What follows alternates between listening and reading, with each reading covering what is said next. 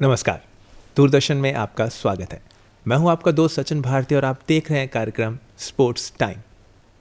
Bus stand का आखिरी stop. एक लड़का कंधे पे बैग डाले हुए थके हुए बस से उतरता है, लेकिन घर जाते ही वो सबसे पहले सोता नहीं है। सबसे पहले वो अपने जूते साफ करता है, अपना ट्रेनिंग किट बैग साफ करता है और अगले दिन का अपना ट्रेनिंग शेड्यूल देखता है। हर सुबह उठ के सोचता है कि आज ट्रेनिंग के लिए रहने देता हूँ, लेकिन पहली बस में खेल की ओर जाते हुए वो कभी मिस नहीं करता।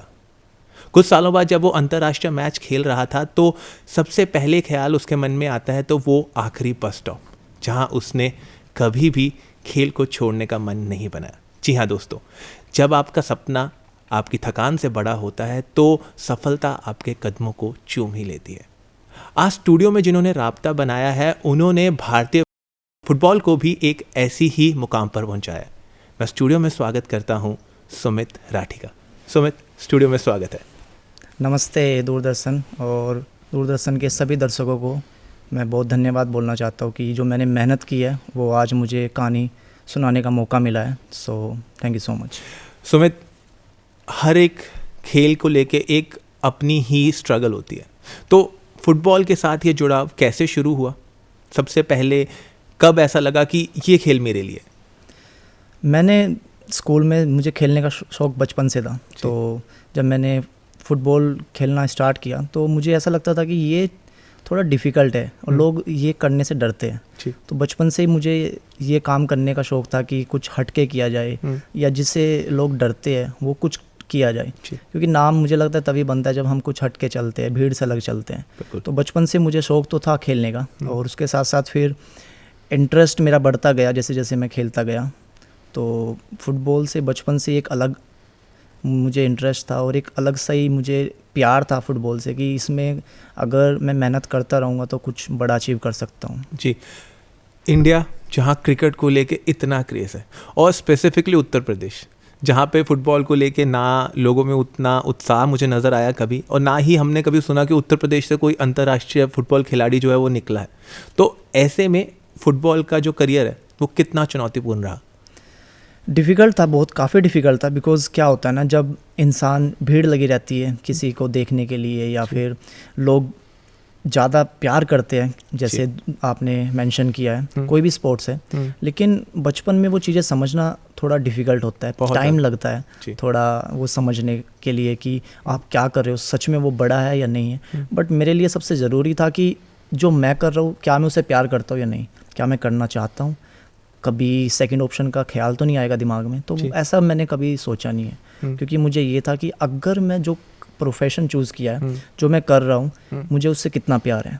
तो वो पहले माइंडसेट क्लियर किया मैंने। उसके साथ साथ फिर जब मैंने वो काम करना स्टार्ट किया तो मुझे लगा कि मैं खेल सकता हूँ, कुछ कर सकता हूँ और अपनी कंट्री को भी रिप्रेजेंट कर सकता हूँ। तो वो एक हिम्मत मिली मुझे, और हिम्मत का सबसे बड़ा यही रीज़न था कि जो भीड़ है, भीड़ से अलग चलना है और भीड़ के पीछे नहीं। बिकॉज फुटबॉल में भी इंडिया तो रिप्रेजेंट कर रहा है ना, वो सब काम हो रहा है जो दूसरे गेमों में होता है। तो वही सबसे बड़ी मेरी स्ट्रेंथ थी कि हम फुटबॉल में भी इंडिया को रिप्रेजेंट करें, आगे लेके जाए, उसमें थोड़ा ज़्यादा मज़ा आएगा। जी, तो हर एक प्लेयर की लाइफ में आइदर कोई पर्सन होता है या कोई एक मोमेंट होता है जो डिफाइनिंग मोमेंट होता है या डिफाइनिंग पर्सन होता है, जिसकी वजह से हम उस स्पोर्ट्स को चुनते हैं या फिर जहाँ से हम आगे करियर को देखते हैं। तो आपकी लाइफ में कोई वो डिफाइनिंग पर्सन या कोई वो डिफाइनिंग मोमेंट रहा हो जहाँ से लगा कि this is the game, this is all about football in my life, इसके अलावा कुछ भी नहीं?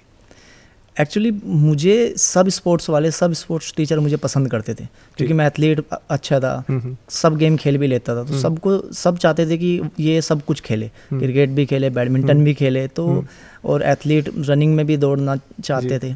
बट टर्निंग पॉइंट तब आया जब रोहित सर मेरी लाइफ में आए। और कहते हैं ना कि डायरेक्शन दिखाने वाला इंसान बहुत ज़रूरी होता है लाइफ में, सबसे ज़रूरी। तो अगर आपको वो एक गुरु मिल गया आपकी लाइफ में तो आप कुछ बड़ा या बहुत बड़ा कर सकते हो। लेकिन वो गुरु का होना साथ में और एक डायरेक्शन दिखाने वाला इंसान बहुत ज़रूरी होता है लाइफ में। तो जब रोहित सर मेरी लाइफ में आए तो उन्होंने मुझे इम्पोर्टेंस बताया कि फ़ुटबॉल क्यों ज़रूरी है और मैं इसमें अच्छा कैसे कर सकता हूँ। तो मुझे लगता है कि सबसे जो ख़ास बात या चमत्कार हुआ था लाइफ में वो रोहित सर के आने के बाद ही हुआ था। जी, तो करियर की शुरुआत, जैसे मैंने आपके बारे में पढ़ा तो AIFF एलीट एकेडमी जो है वहाँ से करियर की शुरुआत हुई, देन इंडियन एरोज़ की तरफ आप बढ़े। तो स्टार्टिंग फेस ऑफ करियर में ये 2 अकेडमीज़ में कैसा माहौल था, किस तरह से वहाँ पे सेटअप हुआ सारा का सारा, और वहाँ से मौके किस तरह आगे बने? देखिए, जैसे मैं स्कूल से स्टार्ट किया था, उसके बाद मुझे चंडीगढ़ फुटबॉल एकेडमी में सिलेक्शन मिला।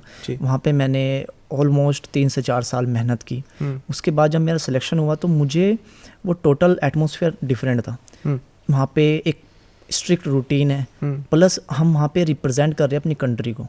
तो वहाँ पे वैल्यू पता चला कि फुटबॉल अभी तक जो मैं रिप्रेजेंट कर रहा था वो अपनी स्टेट को रिप्रेजेंट कर रहा था या फिर चंडीगढ़ को रिप्रेजेंट कर रहा था, but right now I am represent country जिसमें 1 कितनी पॉपुलेशन है, उसमें अगर मैं रिप्रेजेंट कर रहा हूँ तो वो बहुत बड़ा अपॉर्चुनिटी थी मेरे लिए। बट वो रियलाइज़ वहाँ पे जाने के बाद हुआ मुझे कि कितना इम्पोर्टेंट है, बिकॉज वो हर एक चीज़ को ऑर्गेनाइज वे में रखते हैं कि आपका उठने से लेके सोने तक का सब आपका रूटीन रहेगा, आपके पास टाइमिंग रहेगी, ये काम करना है। और वहाँ पे आपको डेली टेस्ट देना है, डेली ट्रायल देना है कि अगर उसमें आप पास होते हो तभी आप वहाँ पे सर्वाइव कर सकते हो।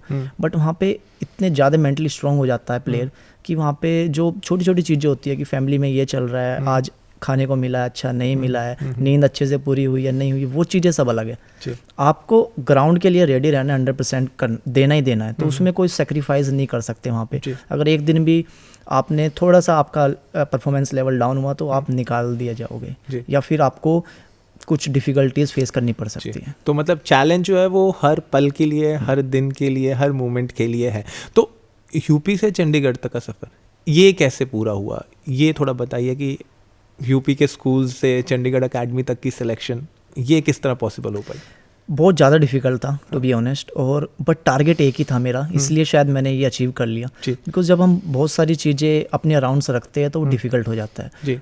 बचपन से रोहित सर ने एक टारगेट दिया था मुझे कि चंडीगढ़ फुटबॉल एकेडमी में सेलेक्ट होना है, और उसके लिए मेहनत चलती थी मेरी डे इन डे आउट। तो जब मैं सिलेक्शन के लिए आया चंडीगढ़ में तो बहुत रात हो रखी थी, करीब 1 से 2 बजे हुए थे रात के, गेट बंद थे। मेरे साथ मेरा भाई ट्रैवल कर रहा था, बड़ा भाई मेरे, और गेट बंद थे। वहाँ पे गेट खुलवाने तक का सफ़र जो इतना डिफ़िकल्ट था, जैसे तैसे करके गेट खुले, फिर मुझे कमरा मिला। वहाँ से जब मुझे सोने का 1 या 2 घंटे मिला होगा, सुबह फिर से ट्रेनिंग जाना था, टेस्ट एक्टिविटी स्टार्ट हो गई। बट अभी वो जो लग रहा था कि इतना इजी है, वो टर्निंग पॉइंट तब आया जब मैं ग्राउंड में पहुंचा। तो वहाँ पे इंट्रोडक्शन चल रहा है और वहाँ पे पूछे जा रहा है आपकी हाइट क्या है, आपका नाम क्या, आप कहाँ से आए हो। तो उसमें वो सब चीज़ें करते करते करते जब मेरा नंबर आया तो उन्होंने पूछा कि आप कहाँ से बिलोंग करते हो, आपका फुटबॉल बैकग्राउंड कैसा है। तो उस इंट्रोडक्शन में मुझे पीछे कर दिया गया। तो वो चीज़ें बहुत ज़रूरी होती है एक प्लेयर की लाइफ में, सेटबैक बहुत ज़्यादा ज़रूरी होती है, सबसे ज़्यादा ज़रूरी। बट मुझे ऐसा लगता है कि आप उसको लेते कैसे हो। अगर आप वहाँ पे टूट जाओगे या नेगेटिव वे में करोगे तो शायद वो आप अचीव नहीं कर पाओगे जिसके लिए आप मेहनत कर रहे हो। तो वहाँ पे जब पीछे किया गया लाइन में मुझे, तो मुझे लगा कि शायद मेरे में कोई कमी है, ठीक है। और कमी हमेशा अपने में ढूंढनी चाहिए कि कोई पसंद करे आपको ना करे, बट मेक श्योर कि आप अपना 100% करके और नेक्स्ट टाइम जब आए तो 100% और इम्प्रूव करके आओ। So true. तो फर्स्ट टाइम नहीं हुआ मेरा, सेकंड टाइम मैंने घर जाते ही थोड़ा घर वाले भी डिमोटिवेट हो जाते हैं, उनको समझाना, उसके बाद फिर अपने आप को खुद को समझाना। बिकॉज उस टाइम पे मैं बिलोंग करता हूँ एक किसान परिवार से, तो वहाँ पे फुटबॉल बैकग्राउंड नहीं था, स्पोर्ट्स बैकग्राउंड नहीं था। तो फैमिली को, परिवार को भी समझाना, प्लस खुद को भी समझाना, खुद को भी मोटिवेट रखना, तो वो थोड़ा डिफ़िकल्ट तो था। बट नेक्स्ट टाइम जब मैं गया तो इतना मुझे ज़रूर था कि जो मैंने मेहनत की है वो बस दिखाने का मौका मिल जाए। और वो मौका मिला मुझे चंडीगढ़ फुटबॉल एकेडमी में सेकेंड टाइम, और मेरा सिलेक्शन भी हुआ। तो ये सब चीज़ें थी जो बहुत डिफ़िकल्ट थी अगर देखा जाए, बट मेरे लिए वो सब चीज़ डिफ़िकल्ट नहीं थी। बिकॉज मुझे ऐसा लगता है मैं खुद के लिए कर रहा हूँ, अपनी खुशी के लिए कर रहा हूँ। तो वो चीज़ें एक पार्ट ऑफ द गेम है, पार्ट ऑफ द एक जर्नी था मेरा जिसको मैंने एंजॉय किया है। तो मुझे कभी रिग्रेट फील नहीं होता है कि मेरे साथ ऐसा हुआ है वैसा हुआ है। मुझे ऐसा लगता है कि जितनी आप ठोकरे खाओगे उतनी ऊपर जाते हैं। और एज ए स्पोर्ट्स पर्सन सबसे चीज़ हमें यही सिखाई जाती है कि अगर आप हारते हैं तो वापस आने का जो दम है वो हमेशा रखना चाहिए। तो मुझे लगता है कि सुमित आपकी जर्नी ये तो बताती ही है कि okay there is a failure, there is a setback, लेकिन कमबैक हमेशा सेटबैक से बेटर होना चाहिए। तो ISL, इंडियन फुटबॉल लीग के लिए सबसे इम्पॉर्टेंट जो टूर्नामेंट है इंडिया का इस टाइम, जिसे हमने इतने बड़े लेवल पे तैयार किया, वहाँ सिलेक्शन कैसे हुई और वहाँ का एक्सपीरियंस कैसे रहा? सबसे पहले तो मैंने, जैसे आपको बताया, मैंने इंडिया फुटबॉल टीम में मैं सिलेक्शन हुआ, जूनियर टीम में। वो चलता गया, फिर मैंने under 14, under 17, under 19, under 23 represent किया अपनी कंट्री को। उसके बाद एक पॉइंट आता है जहाँ पे मुझे डिसीजन लेना पड़ता है कि अभी मैं इंडियन एरोज़ ज्वाइन करता हूँ।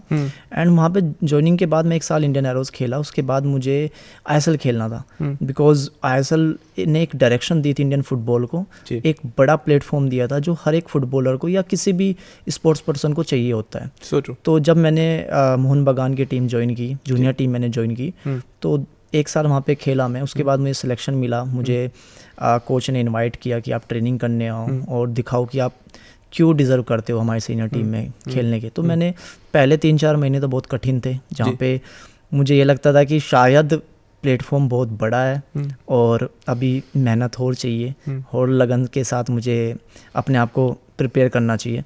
बट वो 3 महीने के बाद जो टर्निंग पॉइंट आया, मुझे खेलने का मौका मिला, कोई प्लेयर इंजर्ड हुआ एंड ऑल ऑफ सडन मुझे ग्राउंड में खेलने का मौका मिला। तो वो सबसे बेस्ट मोमेंट था कि उस वहाँ पे इतने सारे कैमरेज, इतना सब कुछ था कि इतना ऑडियंस थे, 40-50 हज़ार से ज़्यादा ऑडियंस थी, क्राउड था हमारा, और वो भी अवे क्राउड के सामने खेलना थोड़ा डिफिकल्ट होता है, बहुत डिफिकल्ट होता है। तो वो मुझे मौका मिला एंड वो स्पेशल मोमेंट था मेरे लिए, क्योंकि उस टाइम आप खेल रहे होते पर बैक ऑफ माइंड हमेशा आपके चलता रहता है कि यार इतना कुछ सेक्रीफाइस किया, इतना कुछ मैंने देखा, इतना कुछ सुना, लेकिन आज वो सब पे आउट हो रहा है ना। तो वो सब कुछ मुझे लगता है कि बहुत ज़रूरी था और वो मोमेंट्स कभी भी मैं नहीं भूल सकता हूँ, क्योंकि वो एक ऐसा प्लेटफॉर्म था जिसके लिए इंसान, हर एक स्पोर्ट्स पर्सन मेहनत करता है वहाँ तक पहुँचने के लिए। जी, तो जब emerging player of the season चुने गए तो वो फीलिंग क्या थी? ओह माय गॉड, मुझे टू बी ऑनेस्ट मुझे नहीं पता था कि ऐसा कुछ अवार्ड मुझे मिलने वाला है, बट मुझे इनसाइड ऑफ द माइंड मुझे ऐसा लगता था कि मेरी परफॉर्मेंस अच्छी है, मिल सकता है मुझे।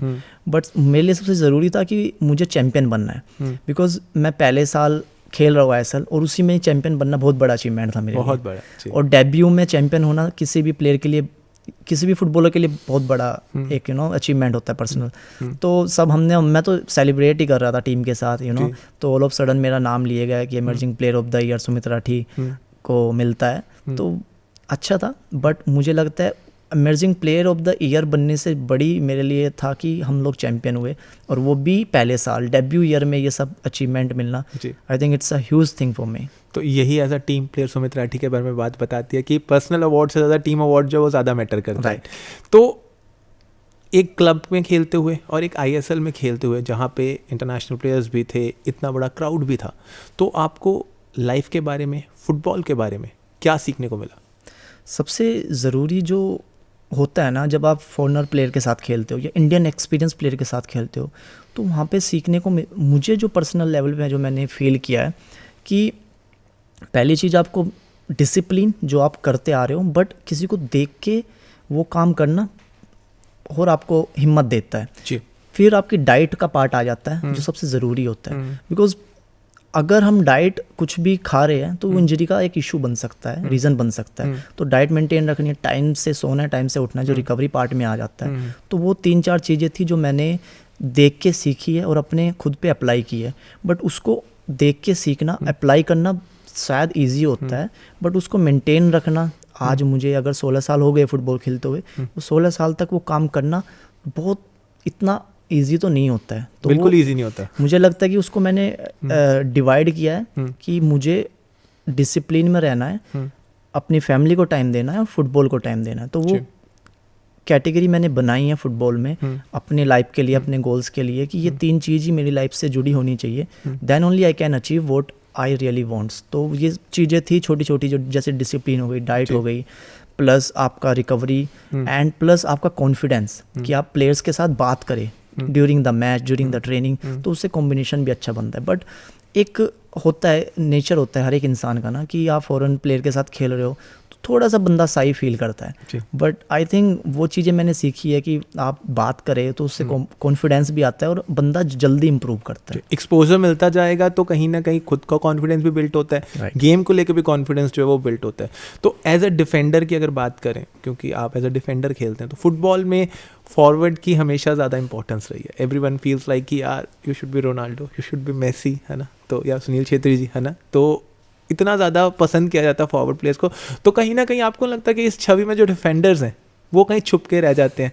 तो एज अ डिफेंडर आपका खेल को लेके किस तरह से व्यू पॉइंट रहा है, या उन सब चीज़ों में एज अ इमर्जिंग प्लेयर उभर के आना क्या थी आपका गेम टेक्निक? एक्चुअली स्टार्ट तो मैंने भी स्ट्राइकर से किया था, स्ट्राइकर खेलता था, बहुत गोल मारे हैं मैंने स्कूल टाइम में। तो मुझे लगता था कि स्ट्राइकर खेलना अच्छा होता है। बट मुझे लगता है कि जैसे घर की जो मेरी कंडीशंस थी, जो देख के मैं बड़ा हुआ हूँ, तो मैं पिलर बनने में, घर का पिलर बनने में ज़्यादा बिलीव करता हूँ। क्योंकि घर का जो पिलर होता है उस पर ही पूरी नींव टिकी रहती है। और ऐसे डिफेंडर का होता है कि डिफेंडर के सर पे या गोलकीपर के सर पे पूरा टीम चलता है। आप आगे कितने भी गोल मार लो, अगर पीछे गोल होते रहेंगे तो कोई फायदा आपको रिजल्ट वैसे भी नहीं मिलने वाला। जी बिल्कुल। तो वो एक माइंडसेट था बचपन में। तो इसलिए भी मुझे बिकॉज मुझे लगता है कि डिफेंडर खेलने से ज़्यादा ज़रूरी है आपका माइंडसेट। अगर आप मेंटली स्ट्रांग नहीं हो तो आप गोल भी नहीं बचा पाओगे, आप डिफेंड भी नहीं कर पाओगे अच्छे स्ट्राइकर को। तो वो माइंडसेट था, इसलिए मुझे। और सबसे बड़ी बात है कि मुझे ऐसा लगता है कि आप किसी भी पोजीशन पे खेलो, बस अपनी टीम की हेल्प करो। जो आपको कोच बोल रहा है वो काम करो एंड टीम की हेल्प करो, और किसी भी पोजीशन पे खेलो। तो डेफिनेटली थोड़ा रहता है कि डिफेंडर या हम मेहनत कर रहे हैं, but end of the day मुझे ऐसा लगता है कि देर लगती है थोड़ा, या रिकग्नाइज होने में टाइम लगता है। बट ऐसा नहीं है कि किसी भी पोजीशन पे आप खेल रहे हो तो हमेशा स्ट्राइकर को ही लाइमलाइट में रखते हैं। अब देखो, मैं डिफेंडर खेल के एज अ डिफेंडर खेल के emerging player of the year बना, तो कुछ चीज़ तो देखी होगी उन लोगों ने, तभी मुझे वो अवार्ड दिया। तो मैं इस माइंडसेट से सोचता हूँ कि आप किसी भी पोजीशन पे खेलो, जो आपकी एबिलिटी है, जो आपका डिटर्मिनेशन, जो आपका माइंडसेट है, उसको आप डिफाइन करो, शो करो ग्राउंड में। तो किसी पोजीशन पे खेलो, बंदा रिकग्नाइज कर ही लेता है, नज़र में आ ही जाता है। बस बात ये कि आप जो भी पार्ट निभाओ बस अच्छे से निभाओ, राइट, ये इंपॉर्टेंट है। तो आपने बोला कि जब हम बाहर वाले फॉरेन प्लेयर्स को देखते हैं तो फिटनेस को लेके, डिसिप्लिन को लेके उनका एक अलग एटीट्यूड है। तो what do you learn from them? क्या क्या सीखा उनसे? और आपको क्या लगता है कि इंडियन प्लेयर्स और फॉरेन प्लेयर्स के बीच में फिटनेस और डिसिप्लिन को लेके कुछ फ़र्क है या नहीं है, या अभी हमें कुछ और सीखने की ज़रूरत है चीज़ों को लेके? देखो, कुछ चीज़ें नेचुरल होती हैं, कुछ चीज़ें हम देख के सीखते हैं, कुछ चीज़ें हम देख के बनाते हैं। तो मुझे ऐसा लगता है कि ऐसा कुछ नहीं है कि इंडियन प्लेयर डिसिप्लिन नहीं है या फॉरेनर प्लेयर्स बहुत ज़्यादा डिसिप्लिन है, ऐसा कुछ नहीं है। इवन डिसिप्लिन अगर लेवल चेक किया जाए तो इंडियन प्लेयर हमेशा ज़्यादा डिसिप्लिन रहते हैं, ज़्यादा स्ट्रिक्ट रूटीन फॉलो करते हैं। Foreigner players they are chills, वो चिल रहते हैं, चिल मोड में रहते हैं। हाँ, डेफिनेटली उनके पास टैलेंट का अगर जो लेवल है वो थोड़ा सा ऊपर रहता है, बट मुझे ऐसा लगता है कि जो टैलेंट रहता है उसको हम बीट कर सकते हैं हार्ड वर्क से, अपने रूटीन से, अपने डिसिप्लिन से, प्लस अपनी हंगर से। अगर आप में वो हंगर है तो आप बंदा कोई अगर टैलेंटेड भी है हम उसको बीट कर सकते हैं। बट मेक श्योर कि आप जो आपका रूटीन है उसमें आप हंगर कितने, आपको भूख कितनी है, कि आप क्या सच में उससे ऊपर जाना चाहते हो या अपनी कंट्री को आगे लेके जाना चाहते हो। अगर आप में हंगर है तो आप वो सब लिमिट्स पार कर सकते हो। जी, तो आपको क्या लगता है कि एक fitness routine as a player किस तरह की होनी चाहिए? कितने बजे सुबह उठना चाहिए, कितने बजे सोना चाहिए? डाइट को लेके आपको कितना कॉन्शियस रहने की ज़रूरत है? डाइट मेंटेन करनी है, स्पेसिफिकली जो यंग फुटबॉलर्स हैं, क्योंकि टैलेंट सो ट्रू, हमारे पास रफ टैलेंट बहुत है, लेकिन कई बार वो इंजरी की वजह से ख़राब हो जाता है टैलेंट, या फिर वो प्रॉपर डाइट ना मिलने की वजह से वो बॉडी उस तरह से तैयार ही नहीं हो पाती। सो आपको क्या लगता है कि फिटनेस रूटीन किस तरह की होनी चाहिए, या डाइट एज अ फुटबॉलर के तौर पे किस तरह की होनी चाहिए? अगर आपको डाइट के बारे में नहीं पता है और आपके पास अपॉर्चुनिटीज़ नहीं है, कोई गाइड करने वाला नहीं है, तो मैं सबसे बेस्ट एडवाइस दूंगा कि आप घर का खाना खाओ। बाहर का खाना कुछ नहीं खाना है, पैक्ड फूड्स तो नहीं खाना है, बाहर से कुछ भी ऑर्डर करके नहीं खाना, घर का खाना खाओ। जब आप कैपेबल हो जाते हो, कुछ अचीव कर लेते हो, जब आपके पास पैसे हैं खुद के, तब आप एक प्रॉपर गाइडेंस, बट उसमें सीखना है कि आपको आपकी बॉडी के लिए क्या सूट करता है, क्या सूट नहीं करता है। उसमें भी ये नहीं है कि आपके पास पैसा है बट आप गलत जगह इन्वेस्ट कर रहे हो। प्लस मुझे ऐसा लगता है कि अगर हम मॉर्निंग जीत लेते हैं तो पूरा दिन जीते जाता है, बट अगर हम मॉर्निंग ही 9-10 बजे उठ रहे हैं तो मुझे लगता है फिर इतना प्रेशर आ जाता है काम का, या आप कुछ भी कर रहे हो किसी भी फील्ड में, तो हमें लगता है दिन बहुत छोटा है। तो मुझे लगता है सुबह आप उठे, उठ के मेडिटेशन करे, खुद को टाइम दे। बिकॉज मुझे ऐसा लगता है जो 4 और 5 बजे का टाइम होता है, 5 से 6 बजे का टाइम होता है, अगर इंसान उस टाइम में उठता है और खुद को टाइम देता है, भले ही वो 10 से 15 मिनट अपने आप को टाइम देता है, अपने से खुद से बात करता है और देखता है कि मैं आज बेटर कैसे कर सकता हूँ, तो मुझे लगता है इंसान के पास ज़्यादा चांसेस हो जाते हैं इम्प्रूव करने के। और दिन इतना बड़ा लगने लगता है कि इंसान सोचता है मैं कुछ भी कर सकता हूँ लाइफ में। तो वो रूटीन मॉर्निंग पर्सन होना बहुत ज़्यादा ज़रूरी है। अगर आप रात को लेट भी सो रहे हो, बट मेक श्योर कि आप मॉर्निंग कॉम्प्रोमाइज़ नहीं करोगे। मॉर्निंग आपको उठना है, उठना है। तो मुझे लगता है कि ये एक ऐसा गुरु मंत्र है कि अगर सुबह उठ जाता है इंसान तो वो पूरा दिन जीत लेता है और वो कुछ भी कर सकता है अपनी लाइफ में। तो बड़े बुजुर्गों की बात याद आ गई, early to bed early to rise, right, man healthy. Okay, तो फिटनेस को लेके भी एक पूछना चाहूँगा कि वर्क रूटीन किस तरह सेटअप करनी चाहिए? अगर आप एज अ फुटबॉलर हो तो जिम में कितना टाइम देने की ज़रूरत है, कार्डियो को कितना टाइम देने की ज़रूरत है, गेम की जो ड्रिल्स की प्रैक्टिस है उसको टाइम देने की कितनी ज़रूरत है? मुझे ऐसा लगता है कि सबसे पहले तो आप फिजिकल जितनी इंपॉर्टेंस दे रहे हो इतना मेंटली दो। बिकॉज आपको इस रेस में 20 से 25 साल दौड़ना है जी, 1-2 साल नहीं दौड़ना है। तो आप अगर फिजिकल लगे रहोगे तो कहीं ना कहीं आपका दिमाग हार जाएगा। पर दिमाग को तैयार करना बहुत ज़रूरी है। तो आप मॉर्निंग उठे, 5 बजे उठ सकते हो, बहुत अच्छा है। अगर नहीं उठ सकते एटलीस्ट 6 बजे से पहले उठे। उठ के खुद को टाइम दो, मेडिटेशन करो, योगा करो और अपने आप को तैयार करो एक बड़े अपॉर्चुनिटी या एक बड़े वर्कआउट के लिए। उठ के अपना एक हेल्दी ब्रेकफास्ट करके, हेल्दी में फिर मैं रिमाइंड कराऊंगा, हेल्दी में ये नहीं कि हेल्दी हम डिफरेंट कर देते कि ये हेल्दी है, ये अनहेल्दी है। आप घर का खाना खाएं, वो सबसे हेल्दी है। और सबसे बड़ी बात है आपको नॉलेज होनी चाहिए कि आपको खाना क्या है। आप वर्कआउट करें। अब जैसे मेरा रूटीन हमेशा रहता है कि मैं अगर मॉर्निंग ट्रेनिंग है तो टीम के साथ करता हूँ, घर आके अच्छे से रिकवर करके अपनी स्लीप क्वालिटी प्रॉपर करके पूरी, उसके बाद में जो टाइम है 1 घंटे का आफ्टरनून में वो सिर्फ मैं रीडिंग में स्पेंड करता हूँ, बुक किताबें पढ़ता हूँ या देखता हूँ। फुटबॉल से अलग, फुटबॉल से जुड़ी हुई वो कुछ एक्टिविटी नहीं होती, बिकॉज वो माइंड को फ्रेश करना है। बिकॉज हम ऑलरेडी 3 घंटे ट्रेनिंग करके आए हैं, तो अगर वही चलता रहेगा दिमाग में तो समहाउ एक चीज़ करते करते दिमाग भी थक जाता है। देन वो 1 घंटे वाला जो पीरियड होता है उसमें रीडिंग करना या कुछ देखना अच्छा मोटिवेशनल। उसके बाद जब शाम का टाइम होता है जिम में स्पेंड करना। और जिम में हमारा वर्कआउट टोटली डिफरेंट होता है, एक्सप्लोसिव वर्कआउट करते हैं हम लोग। तो लाइट वेट के साथ हम वर्कआउट करते हैं, स्ट्रेंथ करते हैं, जो बहुत ज़रूरी होती है, जो आपको इंजरी फ्री होने में मदद करती है। प्लस आपको खुद से बात करने का या खुद पे टाइम स्पेंड करने का मौका मिलता है। बिकॉज जब आप ग्राउंड में जाते हो तो बहुत सारे प्लेयर होते हैं जिनके साथ आपको उनके अकॉर्डिंगली ही काम करना पड़ता है। बट आप पर्सनल जो आपकी एबिलिटी होती है, पर्सनल टेक्निक्स होती है, उस पर कम काम करने का आपको टाइम मिलता है। तो मुझे लगता है जिम में वो मौका मिल जाता है हमें। तो जैसा आपने बोला कि दोपहर का 1 घंटा सिर्फ वो खुद के लिए, फुटबॉल को छोड़ के कुछ भी काम, वेदर रीडिंग हो गया, तो that will help to recover, mind को थोड़ा सा रिकवर करने के लिए करता है। तो जब लाइफ में स्ट्रगल्स आते हैं, लाइफ में नेगेटिव फेसेस आते हैं, तो उन सब में खुद को मोटिवेट कैसे करते हैं? Whether reading will be help you या इसके अलावा भी कोई और तरीके हैं जिससे आप खुद को मोटिवेट रखते हैं कि नहीं ओके इस साल नहीं हुआ या ये चैम्पियनशिप इस तरह से नहीं बन पाई, तो उस चीज़ को रिकवर कैसे करते हैं मोटिवेशन के तौर पे? आई थिंक इंसान तब टूटता है जब इंसान एक्सपेक्टेशन बढ़ा लेता है अपनी। तो एक्सपेक्टेशन तब आती है जब आउटकम्स के बारे में हम सोचने लगते हैं। आज मैं ग्राउंड में खेलने जा रहा हूँ, फाइनल मैच है मेरा। अगर मैं सोच के जा रहा हूँ कि मुझे फाइनल जीतना है, ठीक है, जीतना है, हर एक प्लेयर जीतना चाहता है, प्लस उनके कोचेस भी जीतने चाहते हैं और क्राउड भी जीतना चाहता है। बट सबसे ज़्यादा ज़रूरी होता है कि जैसे हमारे कोच ने बोला था कि आप जब तक ग्राउंड में हो अपने 100% दो, बाद में रोने का कोई फ़ायदा नहीं। मैच के बाद आप जीते हो हारे हो, बाद में रोने का कोई फ़ायदा नहीं। जब तक आप ग्राउंड में अपना जी जान लगा दो, खून पसीना जो भी आप कर सकते हो ग्राउंड में करो टीम के लिए। तो मुझे ऐसा लगता है अगर हम ग्राउंड में मैं 100% देख के आया हूँ तो कभी मुझे रिग्रेट या ऐसा कुछ नेगेटिव थॉट्स मेरे दिमाग में नहीं आए कि ऐसा क्यों नहीं मिला मुझे, बिकॉज वो मेरी एक्सपेक्टेशन है, मेरा आउटकम से। अगर वो मुझे मिल जाता है तो डेफिनेटली मुझे खुशी होगी, अगर वो नहीं मिलता है तो मुझे थोड़ा दुख होगा।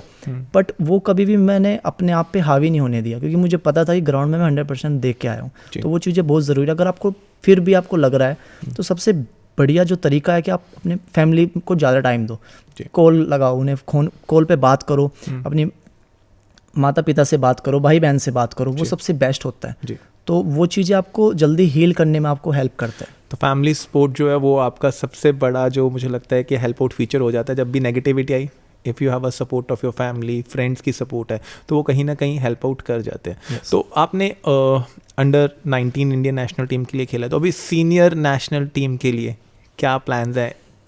मतलब वेटिंग कर रहे हैं कि इस साल या अगले साल हम, क्योंकि वी आर एक्सपेक्टिंग कि इंडिया भी वर्ल्ड कप खेले और जीते भी। सबसे ज़्यादा फुटबॉल फैंस की ये बहुत हाई एक्सपेक्टेशन है कि इंडिया भी फुटबॉल वर्ल्ड कप जीत के आए। एक जो 1983 इंडियन क्रिकेट वर्ल्ड कप के बाद जो सिनेरियोज चेंज हुए हैं क्रिकेट को लेके, वैसे ही फुटबॉल को लेके सिनेरियोज चेंज हुए।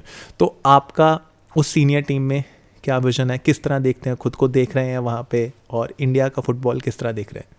मेरा तो बचपन से ड्रीम है अपनी कंट्री को रिप्रेजेंट करना, जो मैंने किया भी है 2023 में एशियन गेम्स में, जो सबसे बड़ा इवेंट होता है ओलंपिक के बाद। तो उसमें रिप्रेजेंट करना अपनी कंट्री को सीनियर लेवल पे बहुत बड़ा अचीवमेंट था, और उसमें हम पहली बार प्री क्वार्टर में गए थे, तो वो फीलिंग अलग थी। बट डेफिनेटली उसके बाद हमने एक टारगेट सेट किया कि वर्ल्ड कप के लिए क्वालिफाई होना है, और डेली यही वर्कआउट रहता है, अपना यही रूटीन रहता है, और डेली यही सोच के मैं ग्राउंड में जाता हूँ कि अपनी कंट्री को रिप्रेजेंट करूँ, अपना बेस्ट दूँ।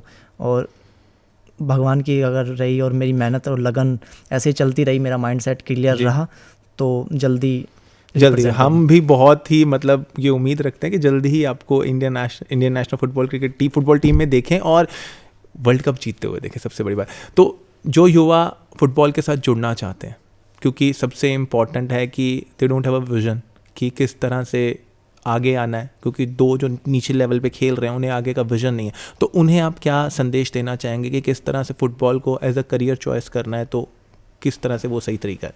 सबसे पहले माइंड क्लियर करो अपना, अपने घर वालों से बात करो, और ये सिर्फ 1-2 साल का प्रोसेस नहीं है, ये 10-15 साल का प्रोसेस है। तो क्या आप वो सब कुछ कर सकते हो उस गेम के लिए, तो आप फुटबॉल खेलो, या कुछ भी गेम खेल रहे हो आप, पहले आपका माइंड क्लियर होना चाहिए कि आप वो कर सकते हो 10 से 15 साल।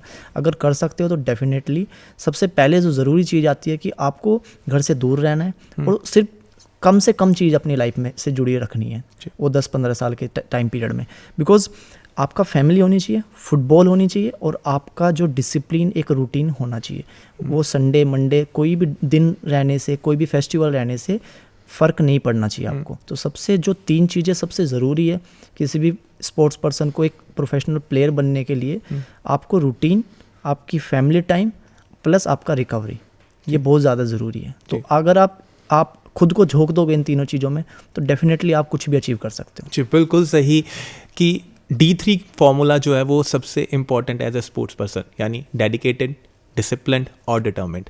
जैसे कि सुमित जी ने बताया कि अगर आप अपने खेल को लेके प्यार करते हैं, उसका लंबा विजन रखते हैं, तो ऐसा हो ही नहीं सकता कि सक्सेस आपको ना चुने। तो अगर आप फुटबॉलर बनना चाहते हैं तो समझने की ज़रूरत है, इस खेल को समझने की ज़रूरत है, आपके चुनाव को समझने की ज़रूरत है, आपके परिवार को। तो सही चुनाव आपको एक अच्छा फुटबॉलर और इंडिया को वर्ल्ड कप जिता सकता है। सुमित जी, स्टूडियो में जुड़ने के लिए धन्यवाद।